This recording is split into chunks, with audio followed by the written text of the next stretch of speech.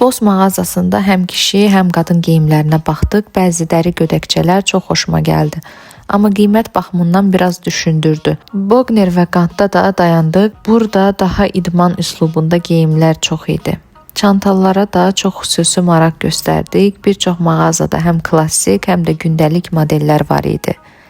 Endirimlər həqiqətən nəzərə çarpırdı. Məsələn, normalda 300-400 avro olan çantaları burada 150-200 avroya tapmaq olurdu. Bu da outleti digər mağazalardan fərqləndirən əsas üstünlükdür.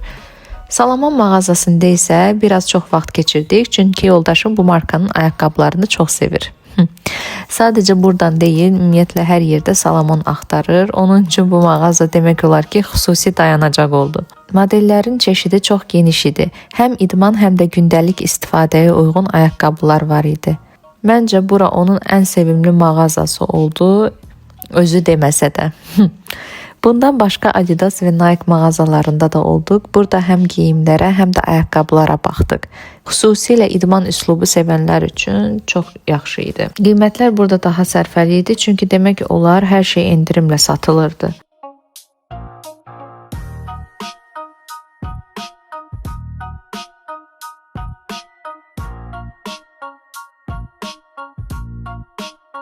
Parfümeriya mağazaları isə tamam başqa bir aləm idi.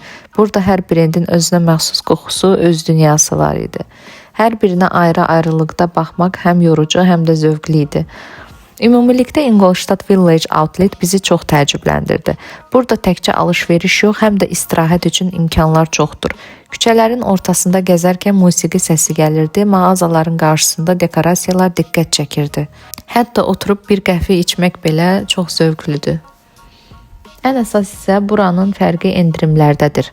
Normalda şəhərdə gördüyümüz markaları burada daha münasib qiymətə almaq mümkündür və bu endirimlər sadəcə köhnə kolleksiyalara yox, çox vaxt yeni məhsullara da şamil olunur. Ona görə də buraya gəlmək həm əyləncəli, həm də sərfəli alış-veriş imkanıdır.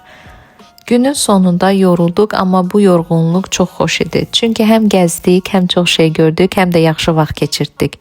İlk dəfə gəlməyimizə baxmayaraq özümüzü yad hiss etmədik. Əksinə elə bil ki, əvvəldən tanıdığımız bir yermiş kimi rahat gəzdik. Məncə, kim bir dəfə Ingolstadt Village-ə gəlirsə, ikinci dəfə də gəlmək istəyəcək. Bizim üçün çox maraqlı və yadda qalan bir təcrübə oldu. Beləliklə, bugünkü vloqumuzda sizə Ingolstadt Village Outlet-dən danışdıq. Ümid edirəm ki, izləyərkən siz də bizimlə birgə gəzdiyinizi hiss edəcəksiniz. İzlədiyiniz üçün çox sağ olun. Növbəti vloqlarda görüşənədək. Hələlik!